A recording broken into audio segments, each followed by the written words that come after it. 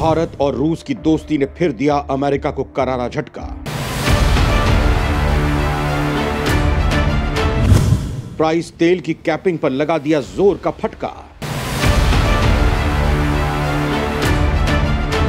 UNSC में भारत को मजबूत करने का रूस ने भी खेला बड़ा दांव। भारत रूस की दोस्ती से चीन के भी उखड़ने लगे हैं पांव। पाक के हुक्मरानों की भी अब गायब हो गई है नींद। रूस से सस्ता तेल खरीदने का खत्म हो गया है सीन। दोस्तों, भारत रूस की वार्षिक बैठक में मोदी के ना जाने की खबर क्या आई। अमेरिका समेत पश्चिमी देश बल्लियां उछलने लगे थे। उन्हें लगा कि उन्होंने बाजी मार ली है, रूस और भारत की दोस्ती के बीच दरार डाल दी है और अब रूस के दिन लदने वाले हैं, क्योंकि भारत नाम की मजबूत बैसाखी ने अब उसका साथ छोड़ दिया है।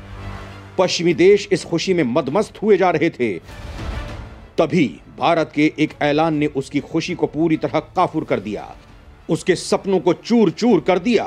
क्योंकि भारत और रूस ने यह दिखा दिया कि उनके बीच दरार कुछ और नहीं, केवल कुछ देशों की कोरी कल्पना थी। असल में धरातल पर उसका कोई वजूद नहीं था।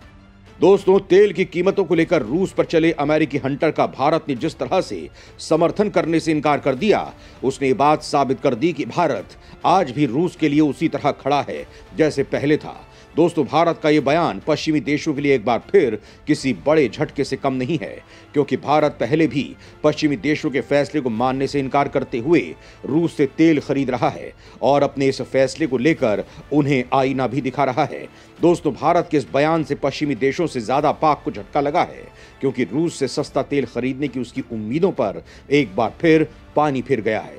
दोस्तों, यहां आपको बता दूं कि भिखमंगा और कंगाल पाकिस्तान कुछ दिन पहले रूस से भारत की तर्ज पर सस्ता तेल खरीदने की गुहार लगा रहा था, लेकिन रूस ने उसे ऐसी कोई भी सहूलियत देने से इनकार कर दिया था, जिसके बाद से ही वो ऐसे मौके की तलाश कर रहा था जिससे वो सस्ता तेल आयात कर सके। पश्चिमी देशों के ऐलान से उसे ऐसी उम्मीद भी जगी थी, लेकिन जैसे ही भारत ने पश्चिमी देशों के आदेश को मानने से इनकार कर दिया, पाक की उम्मीद भी धराशायी हो गई।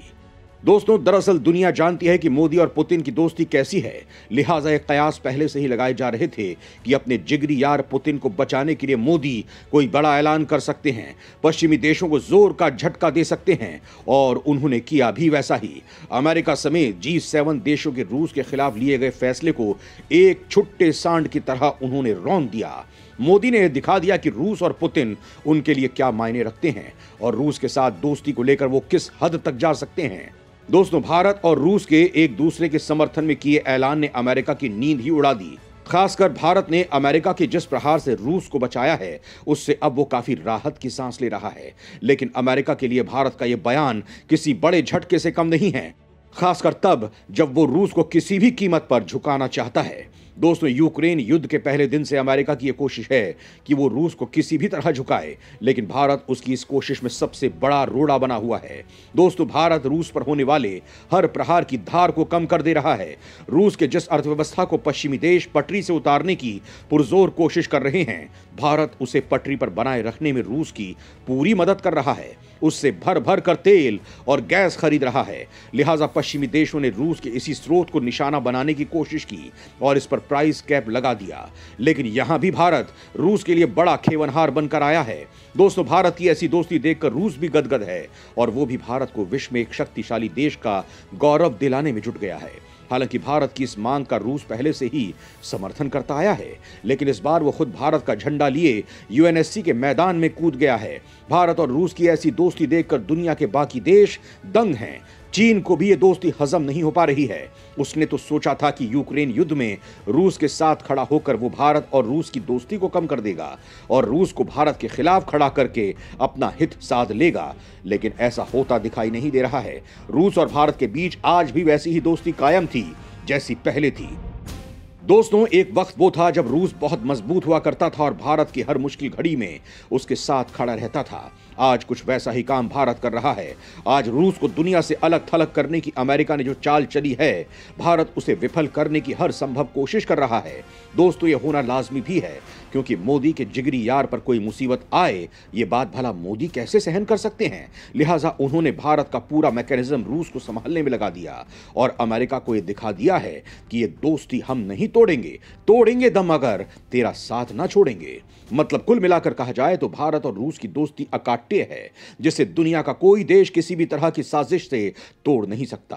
दोस्तों, हमारी आज की इस रिपोर्ट में हम रूस और भारत की इसी दोस्ती का विश्लेषण करेंगे और यह चर्चा करेंगे कि यह दोस्ती किस तरह दुनिया पर भारी है। तो चलिए शुरू करते हैं। अमेरिका के रूसी तेल पर प्राइस कैप को मानने से भारत का इनकार। मोदी सरकार के फैसले से गदगद हुआ रूस, जमकर की तारीफ।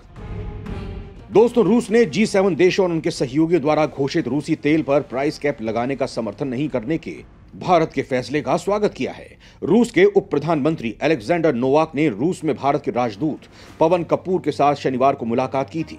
उसके बाद रूस के विदेश मंत्रालय ने बयान जारी कर बताया कि भारत रूसी क्रूड ऑयल पर लगाए गए प्राइस कैप का समर्थन नहीं करेगा। दोस्तों, आपको बता दूं कि रूस को तेल के आयात से बड़े पैमाने पर आय की प्राप्ति होती है। ऐसे में अब अमेरिका समेत यूरोपीय देश रूसी तेल पर प्राइस कैप लगाकर रूस की अर्थव्यवस्था को कमजोर करना चाहते हैं। हालांकि पश्चिमी देशों के इस फैसले को रूस ने मानने से इनकार कर दिया है।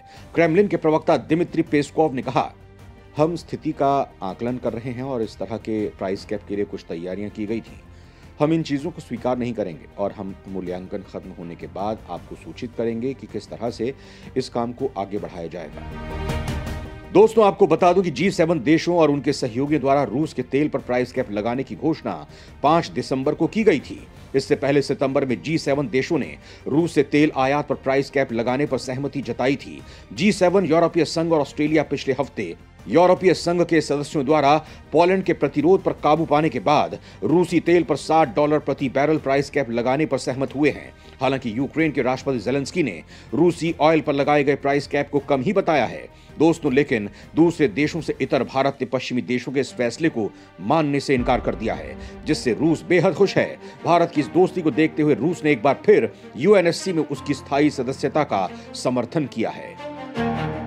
भारत के साथ दोस्ती निभाने में रूस भी नहीं है पीछे।